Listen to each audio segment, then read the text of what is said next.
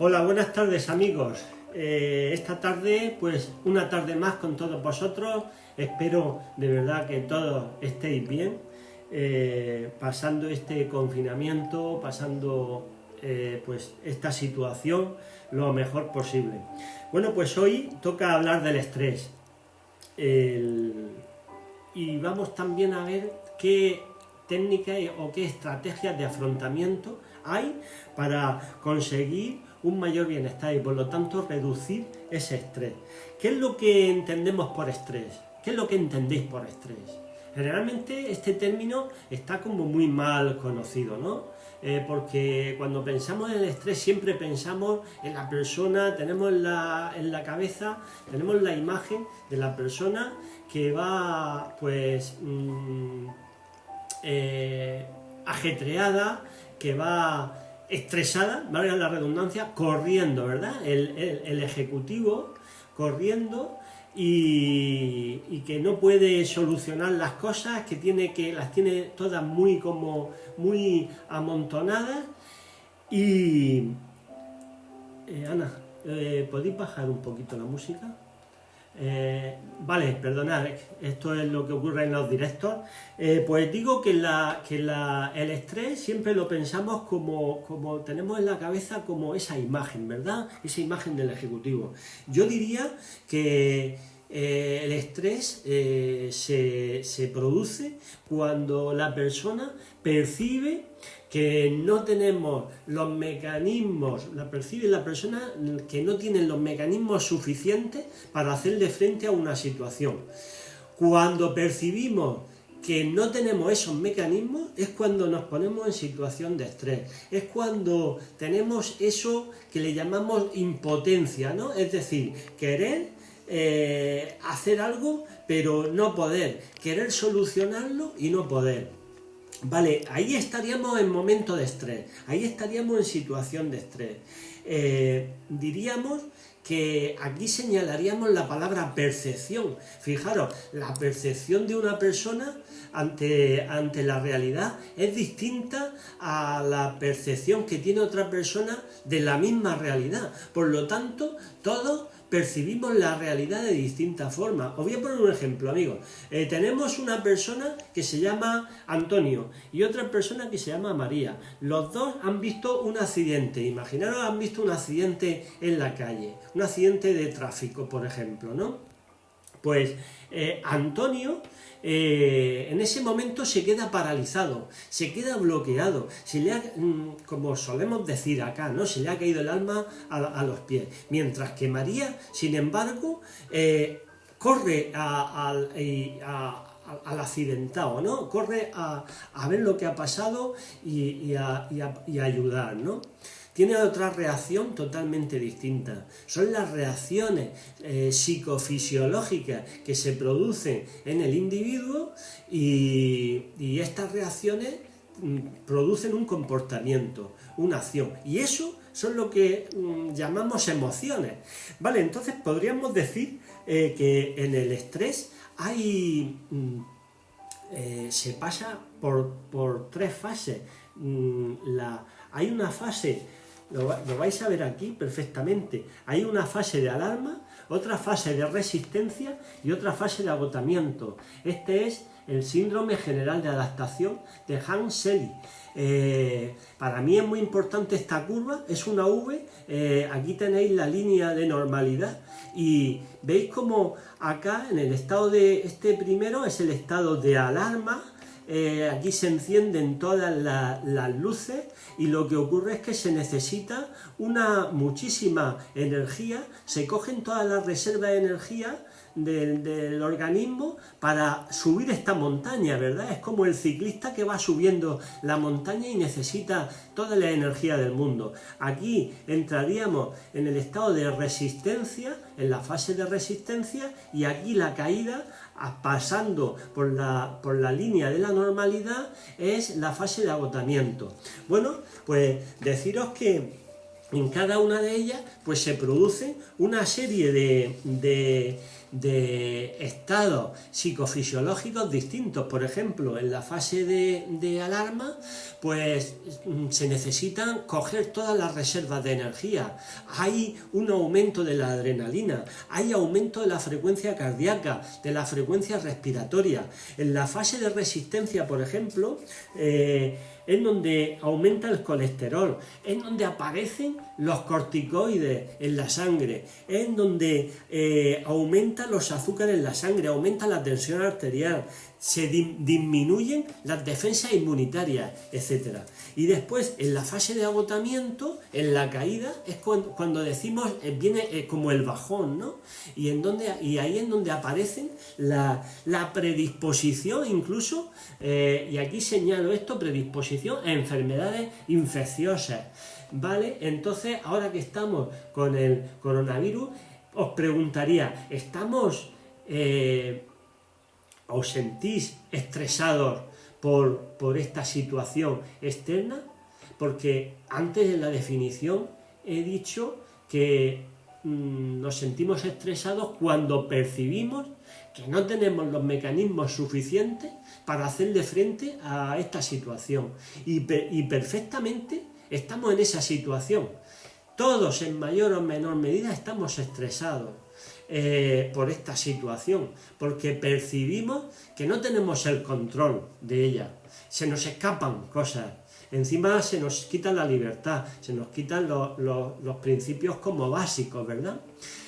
Con lo cual, cada persona tiene que tener unos mecanismos de defensa, cada persona tiene que tener unas respuestas de afrontamiento, pues precisamente para solucionar y dar respuesta a la situación de estrés.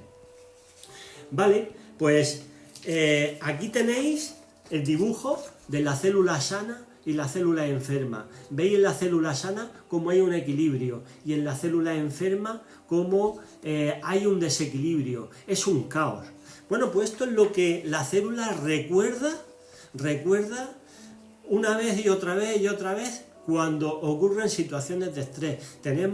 Desde pequeños hemos estado sometidos a situaciones de estrés porque los estímulos estresantes o estresores son diversos y hemos tenido que ir adaptándonos, hemos tenido que ir dando una serie de respuestas de afrontamiento, una serie de respuestas de adaptación a ese medio ambiente, a esos estímulos que nos vienen del exterior. Vale, pues hay que decir que la célula recuerda esto. Tenemos una diferencia con los animales. Los animales, imaginaros, amigos míos, el cervatillo, todos esos programas tan estupendos que vemos en la 2 todos los días en televisión española, y que ese cervatillo que va corriendo delante de un guepardo, el guepardo le da un zarpazo, sale revolcándose el cervatillo, pero logra ponerse de pie y sale corriendo. Decirme, ¿ha pasado por situación estresante el cervatillo? Pues sí, diríamos que sí. Y una situación límite porque ha estado en peligro su supervivencia, la supervivencia del cervatillo. Ha aprendido, pero no sigue en situación de estrés. Después lo ves bebiendo de una charca a él y enfrente el guepardo. Y dices, ¿cómo es posible que después de lo que ha pasado esté el cervatillo y ahí mirándolo al guepardo sin tener miedo? Pues ahí es donde nos diferenciamos con el ser humano. El ser humano le pasa esa situación y está traumatizado para toda la vida. Eso significa que una vez que ha pasado la situación estresora, sigue segregando corticoides, sigue en situación de estrés, sigue preocupado, sigue en situación de trauma, sigue enclavado en un pasado. ¿De acuerdo? Bueno, pues podríamos decir que el estrés va asociado siempre, casi siempre, la causa del estrés es el miedo. Ya lo sabéis, os lo podéis imaginar, claro. Todas las situaciones de estrés conllevan miedo. Y esto es porque el 95% de nuestro cerebro se dedica a la función del cerebro es la supervivencia del individuo. Y el 95% del cerebro es para eso. La función es la de la supervivencia. Entonces, por lo tanto, ante una situación externa, una situación ambiental, una situación que el individuo no la espera, una situación en la que ve peligrar su supervivencia, la reacción es de miedo. La reacción es de probablemente correr y escapar de la situación o hacerle frente a la situación. Eso puede ser otra respuesta de afrontamiento, ¿verdad? Es la diferencia con el animal. El animal ha aprendido y ya está, y punto. El ser humano no. El ser humano sigue en situación de estrés.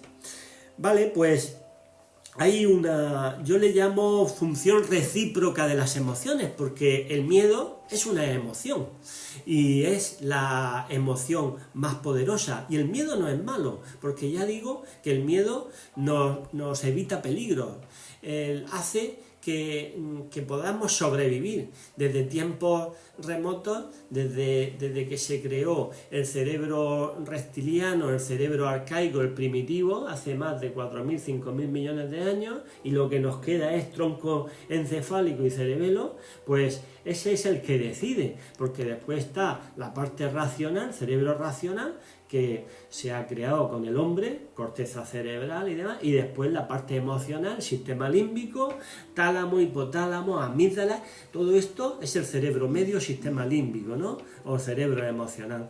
Con lo cual, si no hay un equilibrio entre lo racional y lo emocional, es decir, no sé lo que me pasa, pienso una cosa y siento otra, es que me gusta mucho Juanito, lo siento, pero mi cabeza me dice que no. ¿Entendéis? Hay una falta de equilibrio entre los dos cerebros, y el que decide va a ser siempre el reptiliano, el que mira por tu supervivencia, y ese va a ser el que decide, el que tome al final las decisiones. Claro, muchas veces las decisiones son erróneas y otras veces las decisiones son catastróficas, porque la reacción emocional de la persona puede decidir, pues incluso con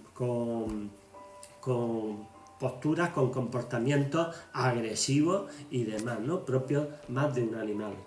Bueno, pues digo que al ser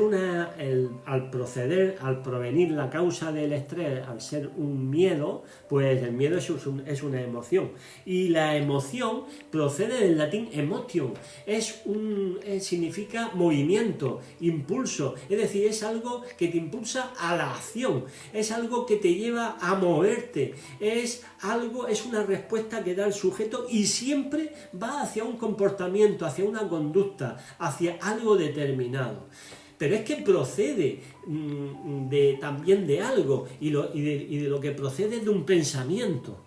Es decir, su efecto es un comportamiento y su causa siempre es un pensamiento, porque no olvidemos que el miedo procede al final de un pensamiento negativo. Si yo pienso que me va a pasar algo malo, pues mi sentimiento es de que va a pasar algo malo. Mi emoción es de miedo y probablemente salga corriendo. ¿De acuerdo? Bueno, pues yo le llamo función recíproca de las emociones. Esta función recíproca de las emociones y de la emoción, de las situaciones de estrés, del miedo, pues queridos amigos, consiste en que unas situaciones estresoras, situación de estrés, de miedo, dan lugar a comportamientos egoístas. ¿Por qué dan lugar a comportamientos egoicos? ¿Por qué dan lugar a comportamientos egoicos? Pues dan lugar a comportamientos egoicos por la sencilla razón de que en medio está el miedo, y quien va a decidir va a ser tu cerebro arcaico por tu supervivencia. Y si decides por tu supervivencia, al final, pues va a decidir bien o mal, pero siempre para tu supervivencia. Ya digo que en algunos casos se decide en forma agresiva, ¿no? que es lo peor, claro, es lo malo, es lo de todo esto. Entonces, esa situación de estrés, ese miedo que da lugar a comportamientos egoístas, es como un circuito cerrado, es como un feedback en el que ese pensamiento, ese comportamiento egoico también da lugar a estrés. ¿Por qué? Pues porque conforme soy más egoísta, pues tengo más miedo y entonces se ponen en marcha otros miedos. Tengo más miedo de no conseguir las cosas y una vez que las consigo, tengo miedo de perderlas, con lo cual vivo toda mi vida lleno de miedo. Toda mi vida lleno de miedo. Y toda mi vida estoy segregando estrés y estoy sin poder darle una respuesta positiva, una respuesta de afrontamiento buena y positiva a estas situaciones que vivo. Y igual son situaciones que vamos a poner ejemplos, pues algo que me han dicho y no he aceptado, algo que he visto y no me ha gustado, algo que me ha dicho mi jefe, algo que me ha dicho mi pareja. Fijaros qué situaciones normales y tan del día a día. Pues estamos continuamente sometiéndonos a esos estímulos externos y por lo tanto debemos y tenemos que tener una respuesta acorde pues para afrontar eso.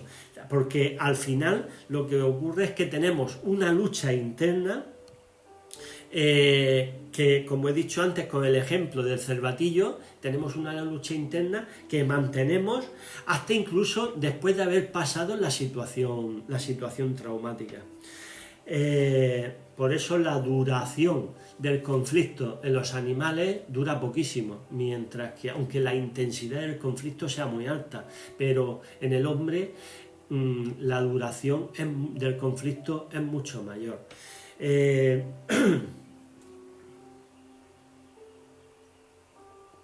Bueno, no sé si tendréis preguntas. Voy un poquito rápido, vosotros hacedme las preguntas que después yo intentaré responderlas. El estrés, pues ya digo que al final hablamos de percepción, hablamos de algo que yo veo la realidad de una forma distinta. Veo la realidad de una forma totalmente distinta a como la ve mi pareja, a como la ve mi jefe, a como la ve mi padre, a como la ve mi amigo, a como la ve mi hijo, mi hija. Bueno, pues diríamos que entre las técnicas y afrontamientos para poner en marcha y dar soluciones a estos momentos de estrés, pues hay técnicas que están dirigidas pues a modificar en sí esa percepción. ¿Y cómo lo podemos hacer? Pues mirad, hemos estado hablando el otro día, hablábamos también y hacían mención al autoconocimiento. Cuanto más nos conozcamos, pues más nos vemos nuestras fortalezas, sabemos cuáles son nuestras debilidades, sabemos cuáles son nuestras limitaciones, nuestras virtudes, nuestros defectos, sabemos cómo podemos valorarnos y de hecho nos valoramos, que sería como la autoestima, que es la valoración propia que hacemos de nuestra persona. Adquirimos más autoconfianza. Otra estrategia de afrontamiento sería pues el formarte o potenciar, más que formarte sería potenciar tus propias habilidades psicosociales, de empatía, de asertividad, de autoestima, autoconfianza, el control o gestión emocional. Y todo esto parte siempre del autoconocimiento. Y esto ya lo decían, es que desde muy antiguo, no es cosa mía, desde siglos y siglos, el autoconocimiento, que la persona se conozca a sí mismo. Después hay otras técnicas como por ejemplo el autodiálogo, el hablar, el expulsar esos problemas que llevamos dentro, el expulsar todas esas cosas que no hemos aceptado, porque al final de todo, esa percepción que yo veo de la realidad, que puede ser cierta o puede ser verdadera o puede ser falsa todo el mundo tiene razón, por así decirlo. Nadie tiene la culpa, porque, vuelvo a decir, la realidad es percibida de distintas formas. Entonces, para mí, lo que un vaso es medio vacío, para ti puede ser medio lleno, o al contrario. Bueno, pues el autodiálogo, las verbalizaciones, la solución de problemas, la iniciativa, todo esto son estrategias de afrontamiento. También estrategias de afrontamiento tienes la respiración, tienes la meditación, tienes, pues, por ejemplo, todas las actividades deportivas que puedas hacer, simplemente el irte, si es que te gusta irte de excursión, estar en contacto con la naturaleza, sentarte debajo de un árbol, estás respirando aire puro, estás pues contigo. Son momentos de estar contigo. Ese es el principal recurso de afrontamiento para hacerle frente al estrés. El estrés lleva asociado la ansiedad y de hecho hoy vamos a hacer ahora un tapping rápido también para la ansiedad. Otra de las estrategias o de las técnicas, aparte de la relajación, de la respiración, del autohabla, de esas verbalizaciones, del potenciar las habilidades sociales, el tapping es una técnica para mí importantísima, porque lo que hace es hablar al mismo momento, estás sacando de tu inconsciente, estás sacando todos tus problemas, todo lo guardado y lo estás sacando.